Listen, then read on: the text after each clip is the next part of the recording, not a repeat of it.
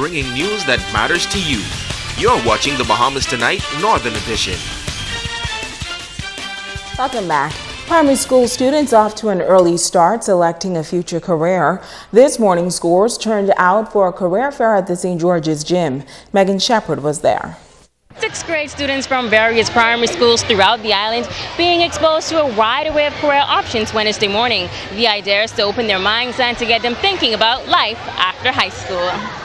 Guidance counselor at Freeport Primary School, Mary Gray, organized the event for the students and says that this event will give students a first-hand look at different options. As guidance counselors, we try to give them a certain mindset before they enter high school, and if they are cognizant of the careers, what you need to do to be a particular professional, then they should go in more motivated to achieve within their academic subjects. On hand were professionals from the Royal Bahamas Police Force, Immigration Department, entrepreneurs from the crafts and the cultural sector, plumbers, and representatives from Commonwealth Bank, amongst others. We have BTVI. Mr. Kenton Roker is here representing the Auto Mechanics Department, and Mrs. Carla Brista is also here with the nail technicians and the cosmetologists.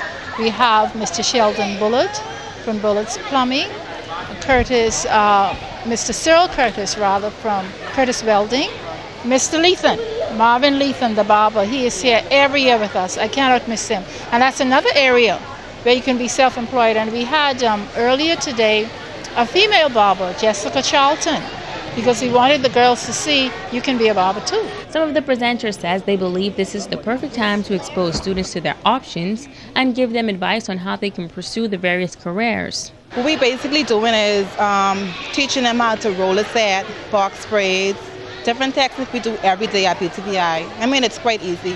And then we have going on the facial, we have manicure and pedicure going on. So what we do, we let them line up and we demonstrate them on how to do it. I was given the opportunity today to explain to them exactly what is a nurse.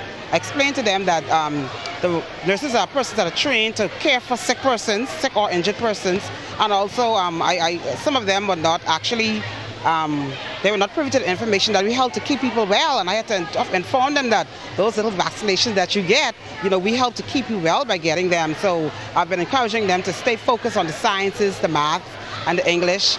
Today we are showing them some aspects of being really an entrepreneur, because that's what Grandma's House is all about. Also, it's indicative of giving them an appreciation for Bahamian culture, everything to Bahamian, letting them know that Junkanoo is not the only culture we have, and the culture is rather broad and extensive. Megan Shepard, ZNS Network News. Well, the Grand Bahama Cancer Society's Hope Ball Gala Committee and Royal Bank Freeport branch hosted a health fair Saturday in the bank's parking lot. This year, the Hope Ball Committee decided to promote healthy lifestyles and cancer awareness throughout the month of October with an educational campaign. Yolanda Hanna, committee member, says the health fair could not have been possible without the assistance of others. This year, we wanted our educational awareness campaign to focus on all types of cancer. And so we reached out to our partners, Us2 Men's Support Group, which focuses on prostate cancer. We reached out to Sister Sister, which is the breast cancer support group here on Grand Bahama, and also the Cancer Society Grand Bahama, which assists everyone with cancer on the island. In addition to that, we invited the Healthy Lifestyles team from the Public Health Authority, the Round Memorial Hospital, because we wanted to incorporate that element of health as well, health awareness. Now, the health fair featured free screenings and demonstrations. Pamphlets and various health professionals were on hand to educate the public. RBC Freeport branch has sponsored the first leg of the educational campaign. Welton Bain, account manager, says it's a pleasure to be able to partner with the Cancer Society to assist the community. We love to partner with the community, especially when it comes to cancer, because it's one of the biggest sicknesses that affects our Bahamian people, and a lot of people are afraid to get checks and afraid to find out their status. So we have the health fair. We thought we should partner with them, to come in and bring customers in to let them know that, hey, don't be afraid. We're here for you. We're people too. We're individuals. We go through everything that you go through, and so we, just like how you need help, we need help too. So that's what we're trying to do here.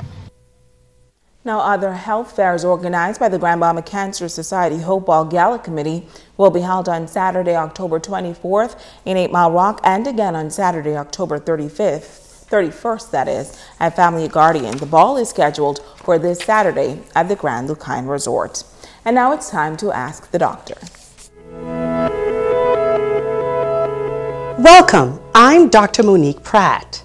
Kanisha Bethel from Freeport asks, what is a good age to have your first mammogram? Thanks for your question, Kanisha. The American Cancer Society recommendations for early breast cancer detection support screening for women beginning at age 40, and they should have a mammogram every year and should continue to do so for as long as they are in good health, because screening mammograms can detect breast abnormalities early in women in their 40s. Also, starting at age 40, women should have a clinical breast exam by a doctor every year. For most women at high risk, for example, if you have a strong family history of breast cancer or the BRCA gene in a first-degree relative like a mother or sister, mammograms should begin early at around age 30 years old and continue for as long as a woman is in good health. Women in their 20s and 30s should have a clinical breast exam by a doctor as part of a regular health exam, preferably every 3 years. Discuss mammograms with your doctor at your next visit, or ask a nurse or doctor at your community clinic. If you have a question, please post it at PHA Bahamas on Facebook or email askthedrbahamas@gmail.com. I'm Dr. Monique Pratt, and this has been Ask the Doctor. Stay with us. Ricardo Liborn has a check on sports when we come back.